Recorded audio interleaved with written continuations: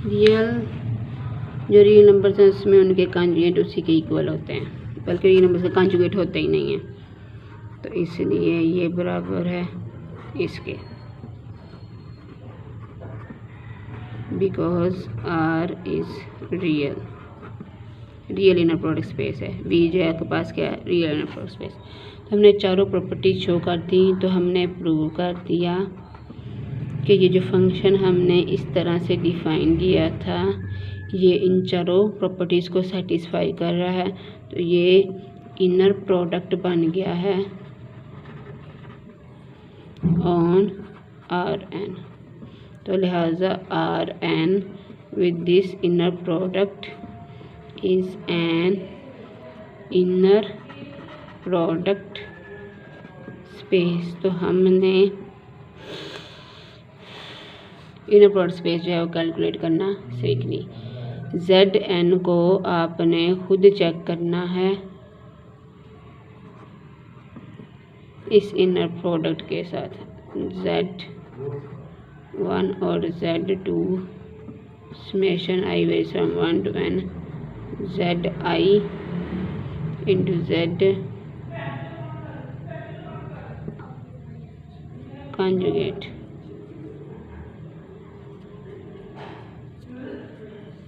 ठीक है जी, इसके साथ आपने खुद चेक करना है चेक।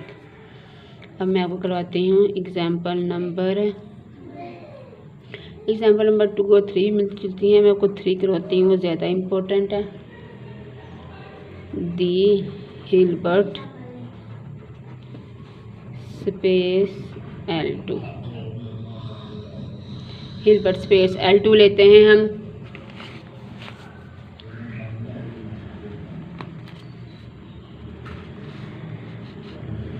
हमने LP स्पेस पढ़ रखी है ना, उसमें P इज़ इक्वल टू 2 के लिए हम ये एग्जाम्पल प्रूव करने लगे हैं। P इज़ इक्वल टू 2, बाकी P की वैल्यूज़ के लिए नहीं, सिर्फ P is equal to L2 है ना, सिर्फ P की इस वैल्यू के लिए।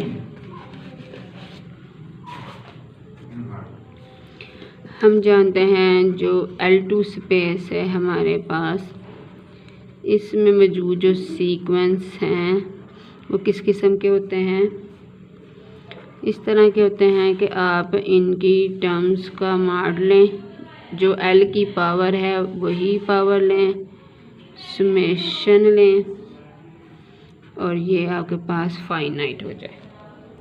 तो आपके पास ये सम फाइनाइट होता है। इसके पास इस किस्म के सीक्वेंसेस होते हैं जिनकी प्रॉपर्टी ये होती है। अब L2 के ऊपर हम इनर प्रोडक्ट्स डिफाइन करने लगे। 2 एलिमेंट्स लें और ये दोनों सीक्वेंसेस हैं, तो X और Y की इनर प्रोडक्ट जो है वो डिफाइन है इस तरह से।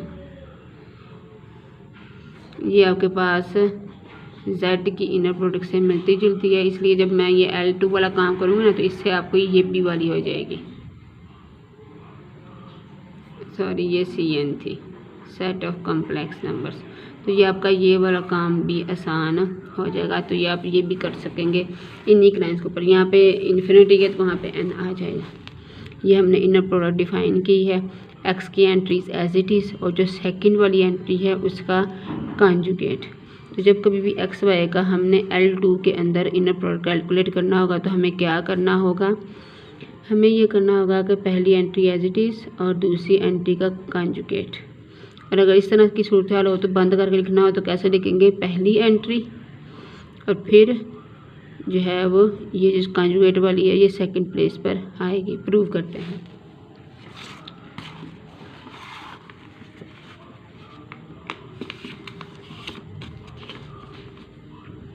नंबर 1 प्रॉपर्टी, हमने इसको नॉन नेगेटिव शो करना है। X की X के साथ इनर प्रोडक्ट का मतलब क्या है, summation I varies from 1 to infinity पहली और दूसरी का कॉन्जुगेट। X और XI का कॉन्जुगेट क्या हो जाएगा, XI के मॉड का स्केयर। हम जानते हैं ना Z का conjugate is equal to Z के मॉड का स्केयर, यही हमने यूज़ किया है। अब जो मॉड्स होते हैं वो आपके पास क्या होते हैं, नॉन नेगेटिव टर्म्स हैं, और नॉन नेगेटिव टर्म्स का जो सम है ये भी नॉन नेगेटिव होगा। ठीक है जी, तो ये आपके पास नॉन नेगेटिव होगा। अब ये समेशन एग्जिस्ट करेगी, क्यों एग्जिस्ट करेगी, क्योंकि इन्फिनिट सम हमेशा नहीं कि वो एग्जिस्ट करेगा, नहीं, वो कभी करता है कभी नहीं करता है। लेकिन LP के अंदर हमने ये जो L2 है हमने इसमें पढ़ा था कि इसमें ऐसे सीक्वेंस है जिनके लिए ये समेशन जो है वो फाइनाइट है, लेस देन इन्फिनिटी है, ये समेशन जो है लाजमी एग्जिस्ट करेगी। इस तरह का इन्फिनिट सम जो है जिसमें टर्म्स का माड लिया गया हो, स्केल लिया गया हो, ये लाजमी एग्जिस्ट करेगा, इसके एलिमेंट्स की प्रॉपर्टी है। तो उसी प्रॉपर्टी को यूज़ करते हुए मैं कहा कि ये ना सिर्फ एग्जिस्ट करेगा बल्कि नॉन नेगेटिव भी होगा। तो पहली प्रॉपर्टी हमने प्रूव कर दी कि जो इनर प्रोडक्ट है वो नॉन नेगेटिव है। सेकंड नंबर पे हम ये करेंगे, हमने इनर प्रोडक्ट को ज़ीरो कर दिया। इनर प्रोडक्ट को ज़ीरो करने से बाद क्या है कि इनर प्रोडक्ट जिसके इक्वल है उसको ज़ीरो कर दें।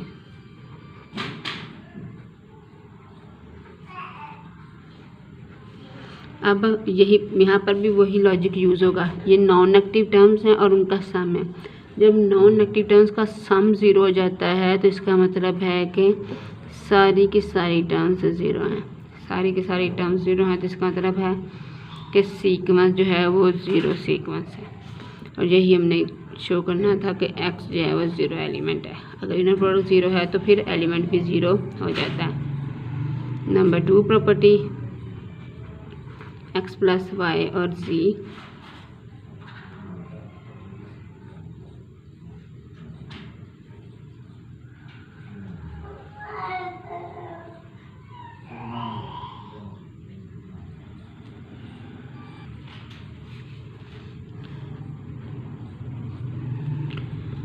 पहली summation i varies from 1 to infinity, इन दोनों का सम xi प्लस yi। पहली टर्म्स जो आपके पास पहला एंट्री है उसकी टर्म्स एज इट इज़, और फिर जो सेकंड है उसकी एंट्रीज का कॉन्जुगेट। इसी तरह से इनर प्रोडक्ट जो है वो डिफाइन किया गया है, पहली सीक्वेंस की टर्म्स एज इट इज़ और दूसरी की कॉन्जुगेट।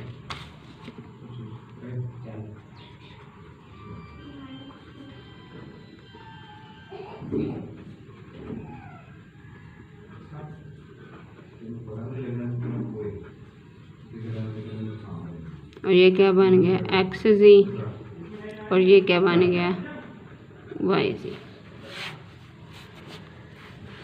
और यही शो करना है। Number 3 axy summation i varies from 1 to infinity, पहली टर्म की एंट्रीज इनटू सेकंड टर्म की एंट्रीज का कॉन्जुगेट। अब ये जो a है इसके साथ इंडेक्स नहीं है तो इसको समेशन से बाहर लिख लिया।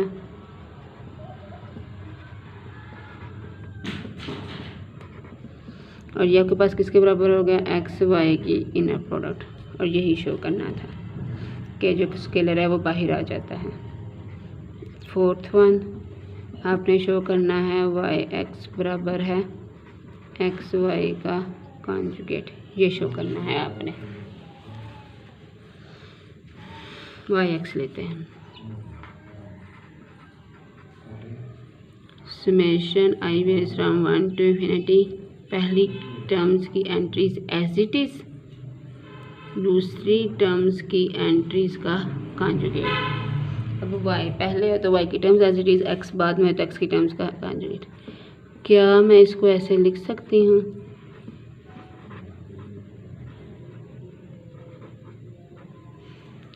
ठीक है जी। तो क्या इसको मैं ऐसे लिख सकती हूँ,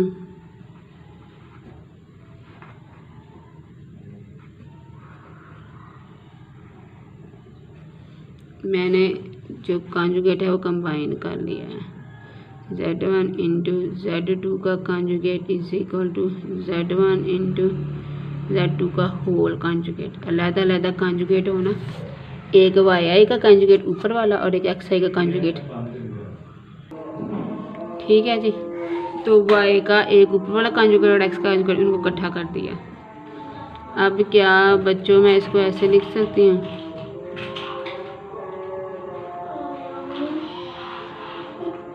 क्योंकि कम्प्लेक्स नंबर जो हैं वो कम्यूटेटिव होते हैं ना, तो z1 इंटू z2 की product is equal to z2 into z1 की प्रोडक्ट है। अब मैं इसको क्या ऐसे लिख सकती हूँ,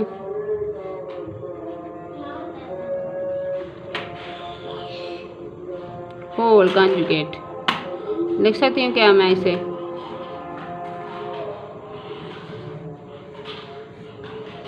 और इसको मैंने अब ये क्या बन गया, पहले एंट्री x है तो x फिर क्या है y और उसका होल कॉन्जुगेट, और यही मैंने शो करना था। यहाँ मैंने क्या शो किया है, z1 का कॉन्जुगेट प्लस z2 का conjugate is equal to z1 plus z2 का होल कॉन्जुगेट, कि अगर कॉन्जुगेट अलग अलग टर्म पे है ना तो वो फिर होल सम पर भी आ जाती है।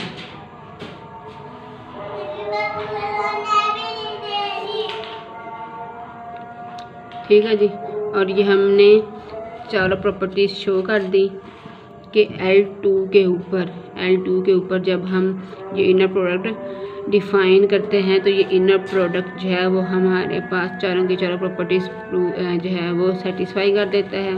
तो जो हमारी L2 है जो कि बहुत इम्पोर्टेंट है, इसे नेक्स्ट हम कंप्लीट भी शो करेंगे। तो जो हमारी L2 है with this inner product is an inner product space.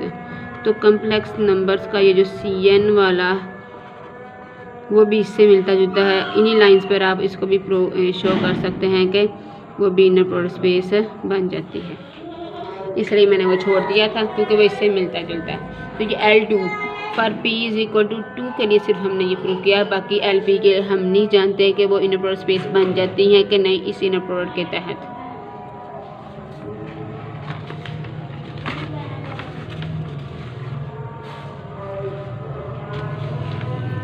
ये एग्जांपल नंबर 3 भी जैसी है, इसी से मिलती जुलती है। First entry as it is और सेकंड एंट्री का कॉन्जुगेट है, इससे बहुत मिलती जुलती है। ये भी आपने खुद करनी है।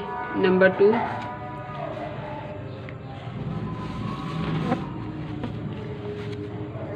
नंबर 4 और 5 की असाइनमेंट बना के आप लोगों ने ना मुझे कल सबमिट करवानी है।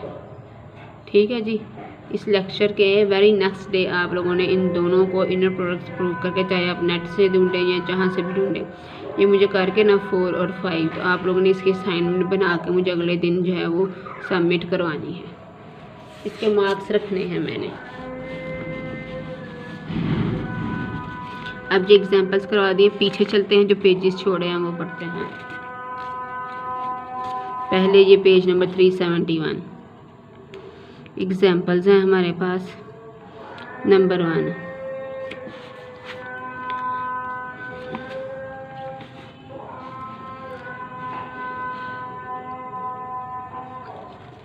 इस एग्जाम्पल में हम पढ़ेंगे, अभी भी जो हमने एग्जाम्पल की उसमें हमने Rn और L2 को इनर प्रोडक्ट स्पेस प्रूव किया, और जो हमने लास्ट लेक्चर में एक रिज़ल्ट पढ़ा था कि जो इनर प्रोडक्ट स्पेस होती है वो आपके पास नॉन स्पेस भी बन जाती है।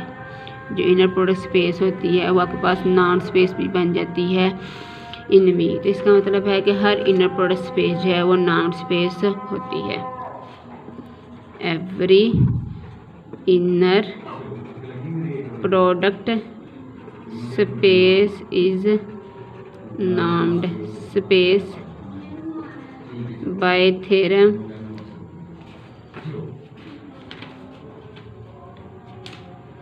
फोर्टीन 14.1.4। इस थ्योरम के तहत हर इनर प्रोडक्ट स्पेस जो है नॉन स्पेस हो जाती है।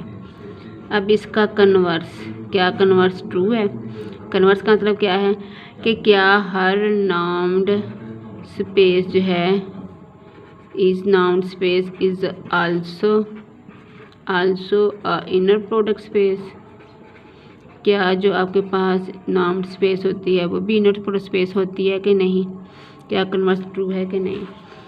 तो ये 2 एग्जांपल्स दी गई हैं जिसमें बताया गया है कि आपके पास ये एक inner product space noun space है लेकिन ये इनर प्रोडक्ट स्पेस नहीं होती। तो कन्वर्स जो है वो जनरली ट्रू नहीं है। हर नाउन स्पेस जो है ज़रूरी नहीं कि इनर प्रोडक्ट स्पेस हो। ये हमें 2 एग्जांपल्स की गई हैं, ये मैं आपको करवाती हूँ। कंसीडर द स्पेस C0 से π/2 ऑफ आर रियल वैल्यू। इनमें से मैं एक आपके लिए छोड़ती हूँ, एक मैं करवाती हूँ। ये मैं आपको LP वाली कराती हूँ, इसका मैंने आपको कुछ बताना भी है। Another example of a noun space which is not an inner product space is the space LP. P is greater than 1 and P is not equal to with the norm defined by this. वो कहते हैं LP के मतलब हम जानते हैं कि LP जो है ये नाउन स्पेस है। हमने नाउन स्पेस वाले चैप्टर में इसको नाउन स्पेस प्रूव कर रखा है। P जो है वो 1 से ग्रेटर है एंड P जो है वो 2 के बराबर नहीं है। 2 के अलावा इसकी सारी वैल्यूज़ के लिए जो हम अभी काम करने लगे हैं वो होगा, लेकिन P = 2 के लिए ये होल्ड नहीं करेगा जो भी हमने काम करना है। वैसे तो ये सारी वैल्यूज़ के लिए नाउन स्पेस है, लेकिन अभी हम इसको शो करेंगे कि ये इनर प्रोडक्ट स्पेस नहीं है। अंडर दी इनर प्रोडक्ट नाम, इस नाम के तहत हमने इसको नाउन स्पेस प्रूव कर रखा है। ठीक है जी। अब हम करना क्या चाहते हैं,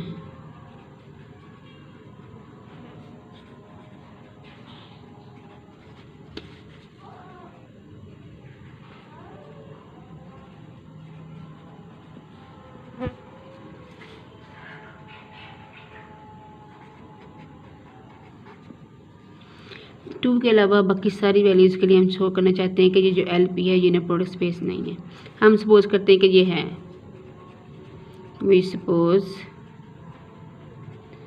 LP is an inner product space. हम कहते हैं कि ये इनर प्रोडक्ट स्पेस है, ये है, तो इसका मतलब है, तो इसका मतलब क्या हुआ कि फिर पैरेललोग्राम लॉ लाजमी होल्ड करेगा। पैरेललोग्राम लॉ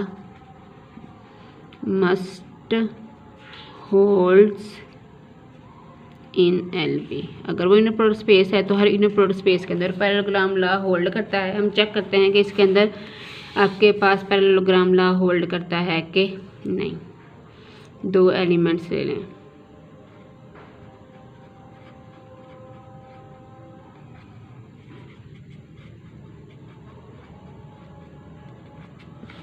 ये 2 एलिमेंट्स ले लें।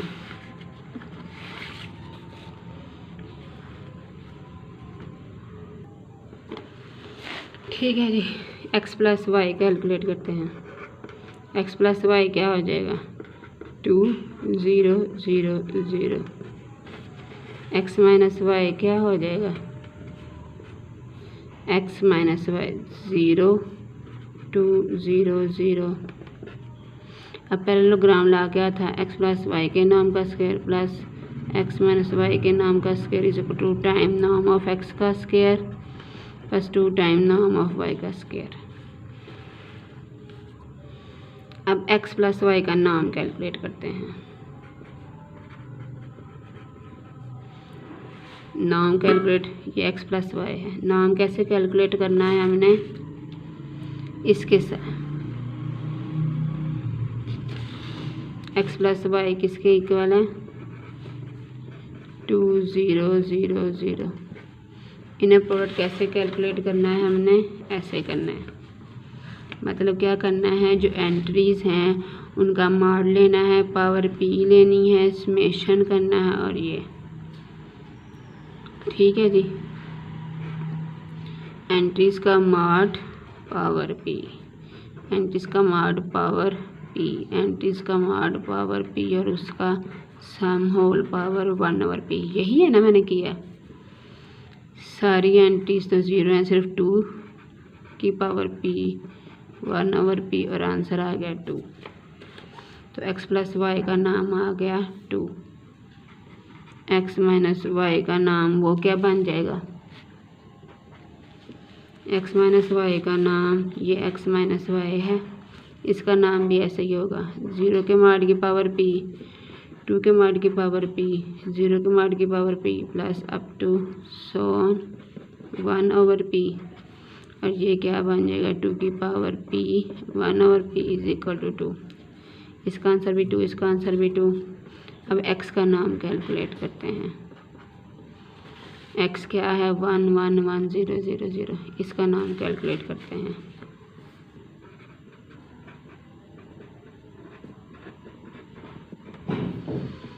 x का नाम कैसे कैलकुलेट करेंगे, 1 की पावर mod पावर p, 1 की पावर mod पावर p 0 0, 1 की पावर p 1, 1 की पावर p 1, बाकी सारा कुछ 0। इसका आंसर है 2 की पावर 1/p। फिर y का नाम वो भी आप देखेंगे, वो भी यही आएगा, सिमिलरली वो भी यही आएगा। अब ये सारी वैल्यूज़ इस पैरेललोग्राम लॉ में पुट करें। x प्लस वाई के नाम का स्क्वायर, x माइनस वाई के नाम का स्क्वायर, x प्लस वाई की वैल्यू क्या आई थी 2, 2 का स्क्वायर, x माइनस वाई की वैल्यू क्या आई थी 2, 2 का स्क्वायर 8, इस साइड का आंसर आ गया 8, 2 टाइम्स x के नाम का स्क्वायर प्लस 2 टाइम y के नाम का स्क्वायर। x का नाम क्या है 2 की पावर 1/p, जब स्क्वायर करेंगे तो 2 की पावर 2/p। 2 ये वाला, y का नाम क्या है 2 की पावर 1/p, जब आप स्क्वायर करेंगे 2 की पावर 2/p, 4 2 की पावर 2/p। तो आपने देखा कि ये दोनों साइड्स बराबर नहीं है। 8 is not equal to 4 into 2 की पावर 2/p। मास वाई p इज इक्वल टू 2 के लिए कि 2 होगा। फिर इसके अलावा p की जो मर्जी वैल्यूज़ ले लें उनके लिए ये ट्रू नहीं है। तो ये क्या बात हुई, हमने सपोज किया कि LP इनर प्रोडक्ट स्पेस है, लेकिन हुआ क्या कि उसमें पैरेललोग्राम लॉ होल्ड ही नहीं किया, तो कंट्राडिक्शन आ गई। कंट्राडिक्शन आई, तो ये कंट्राडिक्शन क्यों आई, क्योंकि जो आपने सपोज किया वो गलत सपोज किया। आपने क्या सपोज किया था कि LP जो इनर प्रोडक्ट स्पेस है, इसका मतलब है LP is not an inner product space for P is greater than 1 and P is not equal to. P की सारी वैल्यूज़ के अलावा LP जो है वो इनर प्रोडक्ट स्पेस नहीं है, लेकिन L2 को हमने शो किया हुआ है कि वो इनर प्रोडक्ट स्पेस है। अभी भी मैंने एग्जांपल में शो किया था ना, L2 इनर प्रोडक्ट स्पेस है।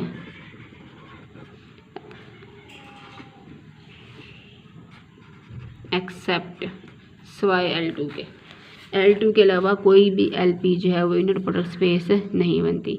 तो हमने इस एग्जाम्पल से क्या अखज़ किया, इस एग्जाम्पल से हमने अखज़ ये किया कि LP नॉर्म्ड स्पेस तो है, लेकिन LP इनर प्रोडक्ट स्पेस नहीं है।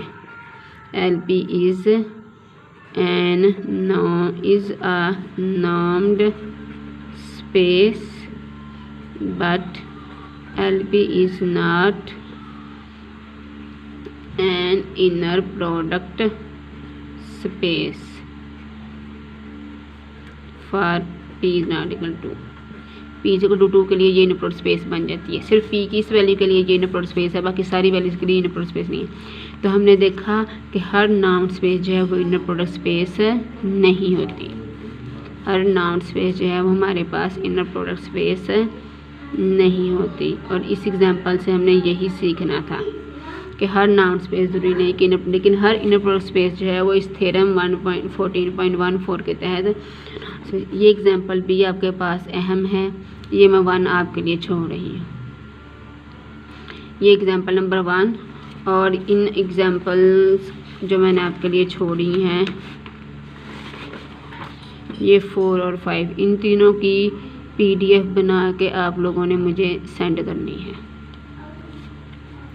अब आ जाएं जो इनके दरमियान पेजेस हैं वो पढ़ते हैं।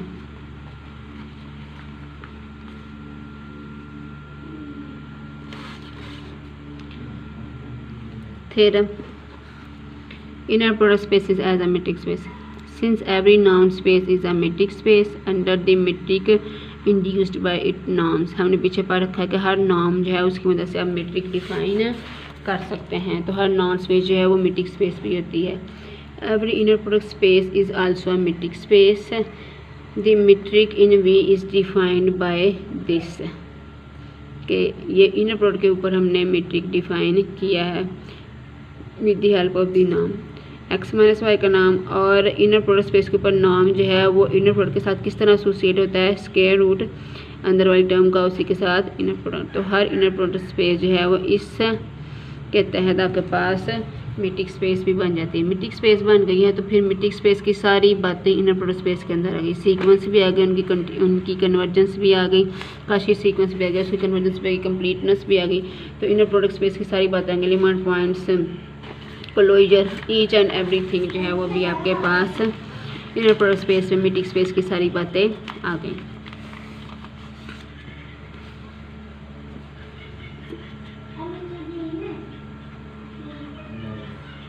थ्योरम 14.2.1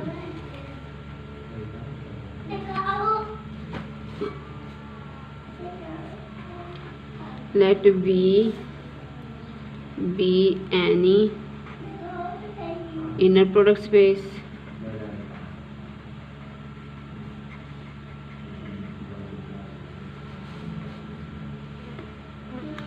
V आपके पास एक इनर प्रोडक्ट स्पेस है। Continuity of the inner product क्या कहते हैं, आप कोई भी सीक्वेंस ले लें एक्स एन और वाई एन वी में से, एक्स एन भी कन्वर्जेंट है, वाई एन भी कन्वर्जेंट है, तो फिर इन दोनों कन्वर्जेंट सीक्वेंस की इनर प्रोडक्ट से जो बनने वाला सीक्वेंस है वो भी कन्वर्जेंट होगा। ना सिर्फ कन्वर्जेंट होगा बल्कि इस इनर प्रोडक्ट वाले सीक्वेंस की जो लिमिट है इन दोनों लिमिट्स की इनर प्रोडक्ट के इक्वल होगी। नंबर 1 इसमें हमने ये शो करना है। चलें ठीक है जी। For any natural number n we have from the definition of the inner product spaces as we can verify by direct simplification. करना क्या है, पार्ट ए में दो सीक्वेंस हैं, दोनों के दोनों कन्वर्जेंट है, तो आपने शो करना है कि एक्स एन वाई एन इन दोनों की इनर प्रोडक्ट से बनने वाला जो सीक्वेंस है वो इसको कन्वर्ज करेगा लिमिट्स की इनर प्रोडक्ट को। अब जब इनर प्रोडक्ट आप अप्लाई कर देते हैं ना तो वो फील्ड का मेंबर हो जाता है। फील्ड जो है वो या तो आर है या सी है। तो आर और सी के अंदर जब आपने कन्वर्जेंस शो करनी होती है ना तो आप ये वाली एंट्री लेते हैं, माइनस जिसको लिमिट प्रूव करना होता है वो लिखते हैं, मतलब F of x minus L का मार्ड इज़ लेस देन एप्सिलॉन, ये वाला काम करते हैं। इस यानी कि इस तरह करते हैं, या F of x n minus L का मार्ड अप्रोचेस टू 0, ये प्रूव करते हैं।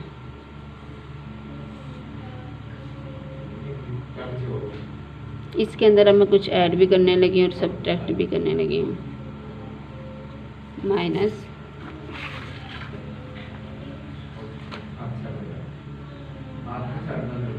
एक्स एन वाई ऐड भी करने लगी हूँ और सब्ट्रैक्ट भी करने लगी हूँ, माइनस एक्स वाई।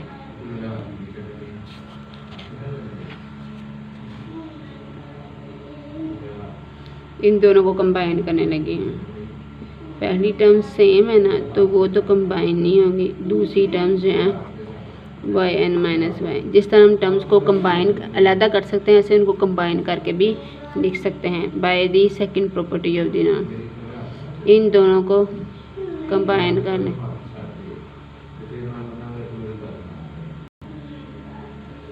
ये हमने second property of the norm को यूज़ करते हुए इनको कंबाइन, जैसे हम कंबाइन करके लिख सकते हैं, अलग करके लिख सकते हैं तो कंबाइन करें। जैसे अगर ये सूरत हाल है ना, कंबाइन है तो अलहदा कर सकते हैं, और अगर अलहदा हो तो जो डिफरेंट होते हैं उनको कंबाइन कर दो, जो सेम है वो एज इट इज़ ही रहेगा। ठीक है जी। तो अब ये x प्लस वाई का mod is less than equal to x का मॉड प्लस वाई का मॉड।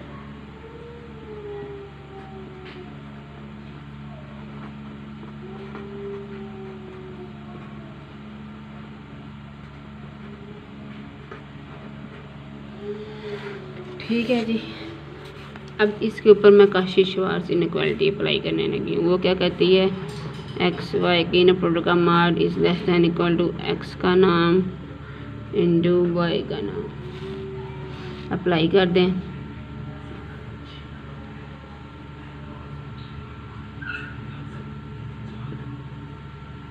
एक्स एन का नाम into y n minus y का नाम plus x n minus x का नाम इंटू वाई का नाम।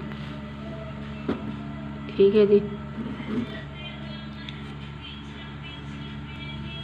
ठीक है जी। अब देखो एक्स एन और वाई एन दोनों कन्वर्जेंट सीक्वेंस है। कन्वर्जेंट सीक्वेंस है तो बाउंडेड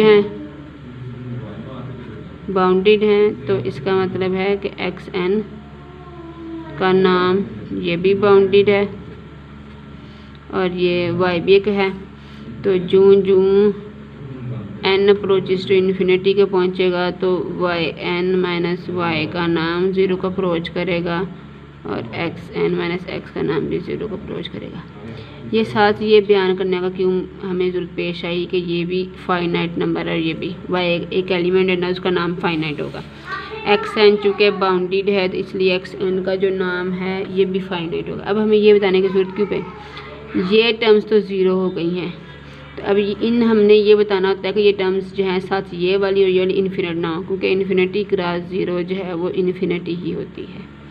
इसलिए हमें ये साथ बताना पड़ा कि अगर ये चीज़ें ज़ीरो कन्वर्ज कर रही हैं ना, ये चीज़ें ज़ीरो हैं तो साथ वाली जो है टर्म इन्फिनिटी नहीं है बल्कि कोई नंबर है। तो जब नंबर के साथ ज़ीरो मल्टीप्लाई होगा तो ये सारा कुछ ज़ीरो को ही कन्वर्ज करेगा। ये सारा कुछ ज़ीरो को कन्वर्ज कर गया तो इसका मतलब है कि x n y n minus x y ये ज़ीरो कन्वर्ज कर गया। तो इसका मतलब है कि x n y n converge कर गया एक्स वाई को। इसका हम कहते हैं ये कंटिन्यूटी ऑफ इनर प्रोडक्ट है। ठीक है जी, ये हमने शो कर दिया।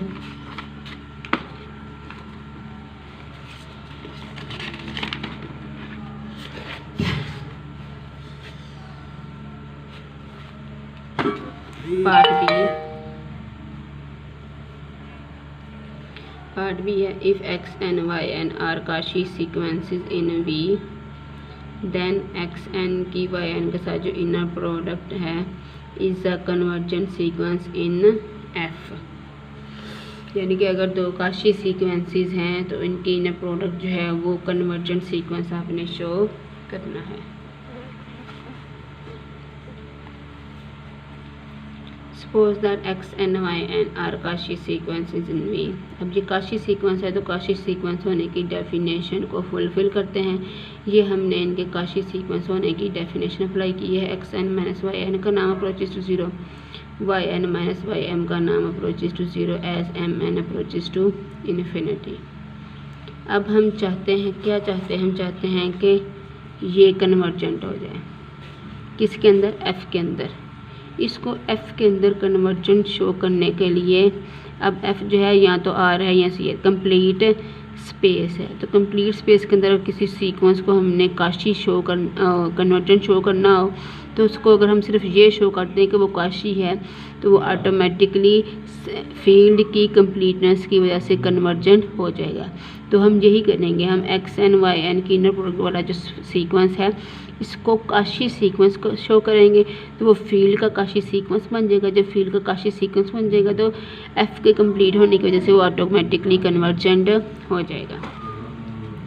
तो हम एक्स एन वाई एन वाले सीक्वेंस को काशी शो करने के लगे हैं। तो ये हमारे पास nth टर्म है, ये हमारे पास mth टर्म है। इस nth और mth टर्म के अंदर हमने ये वाली टर्म और ये वाली टर्म जो है ऐड भी की और सब्ट्रैक्ट भी कर दी है। X n y m subtract भी कर दी है और ऐड भी कर दी है। तो पहली दो टर्म्स को जैसे हमने ऊपर काम किया हम कंबाइन करने लगे हैं। तो पहली टर्म्स सेम है वो एज इट इज़ रहेगी, दूसरी टर्म्स डिफरेंट है तो वो कंबाइन हो जाएंगी yn माइनस ym। इन दोनों को कंबाइन करेंगे, दूसरी टर्म जो है वो सेम है वो एज इट इज़ रहेगी, पहली टर्म्स डिफरेंट है वो हमारे पास सब्ट्रैक्ट हो जाएंगे, कंबाइन हो जाएंगे। फिर x प्लस वाई का माड इज ऐसे निकल माड ऑफ x माड ऑफ y, जैसे आपको पहले बता रखा है। x प्लस वाई का mod is less than equal to x का माड प्लस y का माड, ये अप्लाई किया हमने। फिर इसके ऊपर हमने काशी-श्वार्ट्ज इनइक्वालिटी अप्लाई की है जो कि हमने ऊपर की थी।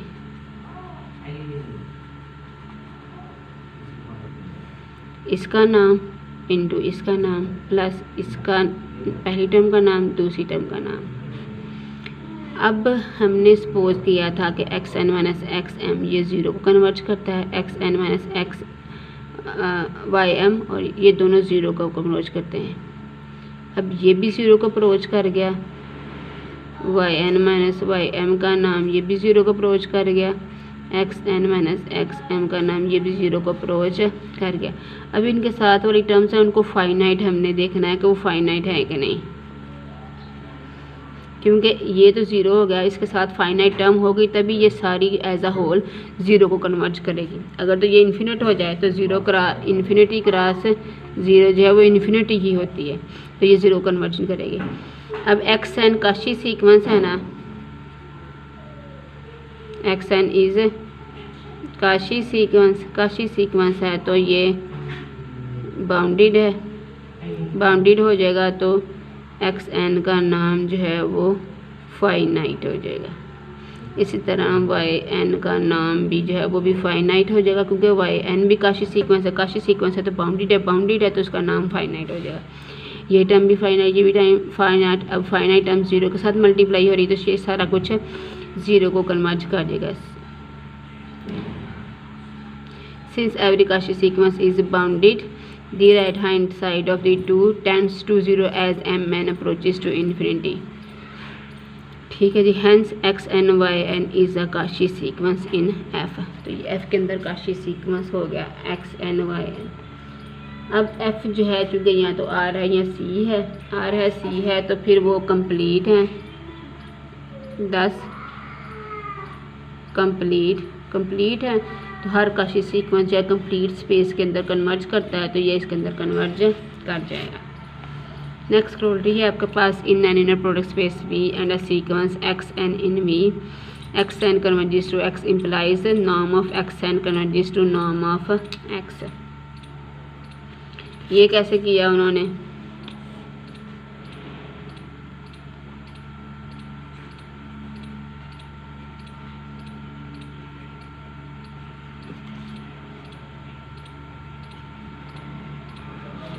एक्स एन एक्स को कन्वर्ज करता है तो हम इसके ऊपर वो पहला पार्ट ही करते हैं। वो क्या कहता है, फिर एक्स एन का जो सीक्वेंस है ये इसको कन्वर्ज करेगा बाय 1,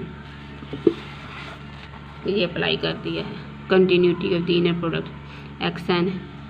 फिर इसी सीक्वेंस को 2 दफ़ा ले लिया तो ये इसको कन्वर्ज करेगा, तो पार्ट 1 यूज़ किया मैंने।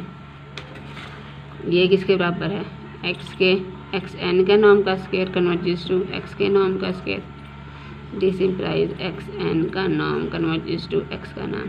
तो अगर कोई सीक्वेंस कन्वर्जेंट हो तो उसकी नॉर्म्ड वैल्यूज़ का जो सीक्वेंस है वो लिमिट की नॉर्म वैल्यू को कन्वर्ज करता है। Number 2, if x n is a Cauchy sequence then उसकी नॉर्म्ड वैल्यूज़ जो हैं उसका सीक्वेंस कन्वर्ज करेगा।